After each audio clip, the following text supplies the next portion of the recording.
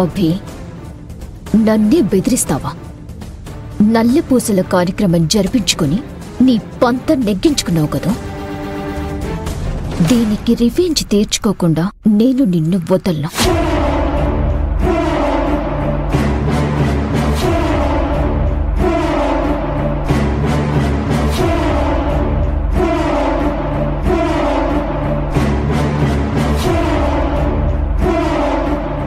ఏంటభి, నా మీద నెగ్గావని విజయగర్వం చూపిస్తావననుకుంటే నీ మొహంలో కోపం, బాధ, నా మీద కసి కనిపిస్తున్నాయి.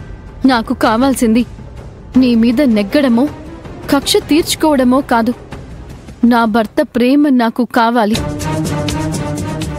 నువ్వు మా మధ్య సృష్టించిన అపార్థాల వల్లే రాహుల్ బాబు నన్ను నమ్మడం లేదు. నేను ఏం చేసినా అందులో తప్పులు వెతుకుతున్నారు. ఇదంతా నీ వల్లే. ఒక ఆడదానిగా మరో ఆడదాని కాపురంలో నిప్పులు పోయడానికి నీకు మనసెలా వస్తోంది?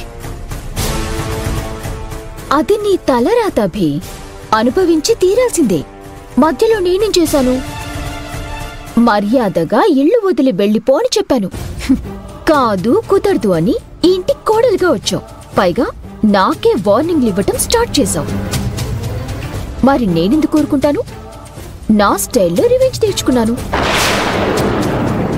అసలు ఆ రోజు గుళ్ళో పాములు పట్టేవాణ్ణి తీసుకొచ్చి నేనాడిన డ్రామా కరెక్ట్ గా వర్కౌట్ అయ్యుంటే మీ పెళ్లి జరిగేదే కాదు.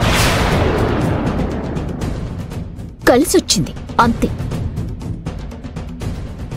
ఆ కడుపు మంటతోనేనా అదే పాములు పట్టే వ్యక్తిని ఇంటిదాకా రప్పించి నేను మోసం చేసి పెళ్లి చేసుకున్నాను అనే అబద్ధాన్ని సృష్టించి